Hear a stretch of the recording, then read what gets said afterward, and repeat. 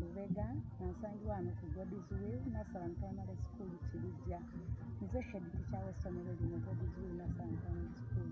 Twebaza Katonda atutuusiza ku lunaku lwa leero nga tutikidde abaana baffe be twatandika nabo era nga tumaze emyaka 3 ko kino tubatikidde, tubadde ne graduation ne speech day.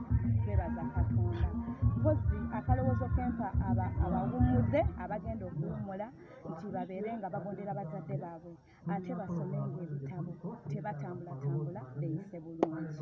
Ba graduate basabidde Mukama bakole bulungi era abatambuze paka kumalako.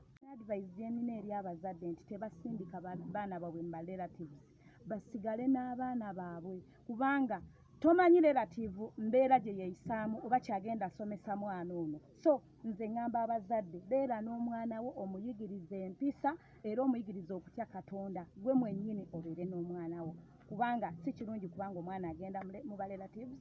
Kirungi ogendayo n'abalabako nadda naye kirungi omwana kubanga abeera ne muzadde we.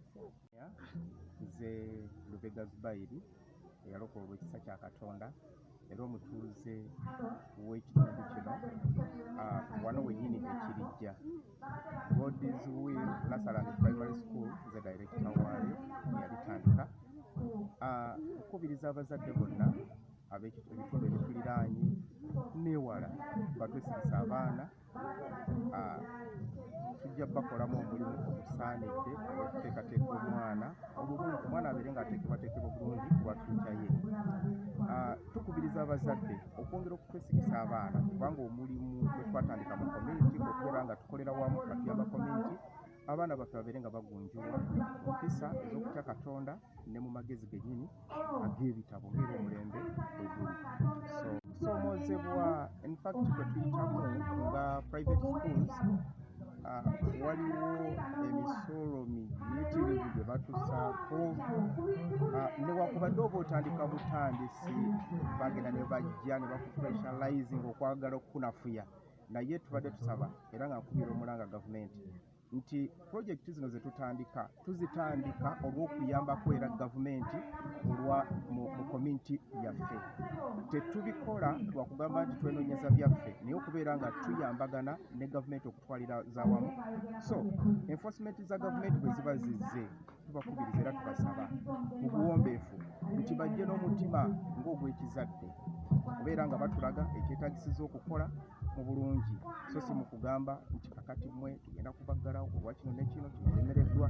So kye tusaba era gwe mulanga kwekubira ebitongole bya gavumenti ebyenforcinga era ebitambula okubeera nga bisupervisinga amasomero gonna mu community era tufuba okulaba ng'ebitone by'omwana tuzuula omwana oyo kiki kyayayana okukola kubanga buli muntu yenna Katonda alina ekyama ekiri mu ye ekikusike era tukuba nnyo okulaba nga tubijjayo especially kuyimba tukyali wafunda naye bwe tunaba tugaziye fokasi yaffe era okwolesebwa kwaffe kwe kulaba nga ebitone byonna eby'abaana ebyemizannyo bibeere nga bitumbulwa naye nga tukkiriza Katonda nti tujja kubeera nga Makyadi Richard nga nze chairman w'essomero lino erya lya Godiswiru Nursery and Primary School. Essomero lino lyatandika mu bbanga sseddene nnyo, lyakamala emyaka 3, naye ekisanyusa oba ekiri ku njawulo awalala lirina abaana bangi. Ate omwana wa Nursery P1 tokukiraasa abaana basobola okuwandika bulungi nnyo amannya gaabwe ate era n'agaba kitaabwe. Kale mbadde nsaba abazadde abatannaleeta baana baleete ku ssomero lino. Essomero ddungi nnyo, abaana boogera Oluzungu, buli kimu ekyetaagisa ku ssomero weekiri. Kozi kyenkubiriza abazadde bannange, singa oleeta omwana wano ku ssomero nga lino bw'oliraba erya Godiswiru, ne wabaawo ensobi yonna eba ekoleddwa ku mwana oba ku musomesa, oba bukubyemu mu kibooko bubiri, bambi omusajja mbadde nkusaba busabi ojje ku ssomero oleme mwana musalira oba musomesa musalira musango omubi eyo mu kyalo. Ofiizi mbadde nsaba abazadde bannange, ssente ez'awamu ziyinza okukaloogaana, naye leetayo og'ekitundu $2,000-3,000 gy'okakalomalayo. Ate n'abaana abazadde twakubirize okubagulira yunifoomu kintu kirungi, kyawula omwana asoma n'omwana owa bulijjo abeera eyo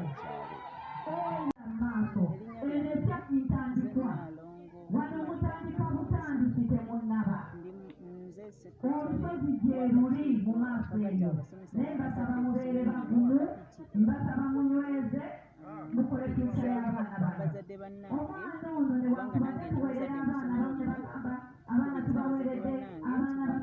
ssomero lino, bazadde bannange essomero lino lisomesa bulungi abaana ate bakwata bulungi abaana. Abasomesa baffe balungi, bakwata abaana baffe mu ngeri ya kizadde, tebabatulugunya, tebabayisa bubi. Tugamba mwongere muleete abaana mu ssomero, abaana basome, abaana bayiga bulungi, boogera bulungi Oluzungu, bayiga bulungi okuwandiika. Kyembasaba, kyembakubiriza abazadde bannange, kimuleete abaana mu ssomero lino basome.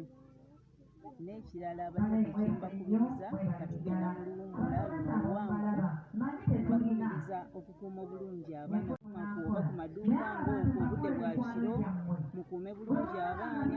Kusala mutwe akyaliyo nnyo, mukuume abaana baffe baleme kutugibwako obuzibu bwonna, omwaka gutuuke bakomewo basome. N'abalala ababadde tebali mu ssomero lino mbakubiriza mubaleete bulungi basome, era bajja kuyiga bulungi. Okutuweereddwa ndowooza tuliko tebutuusa gye bukoma, era nga tomaliza nga bakuba bano ebifaananyi okujjako Esther alina okufuna, naye buli akulembedde mu kibiina naye era mu kibiina yeetaaga okusiimibwa. Amiina. Ate bangambye ebinene ebirala tugenda kulya, omanyiza awandi okulya jjukira kwatula abantu mu kibi.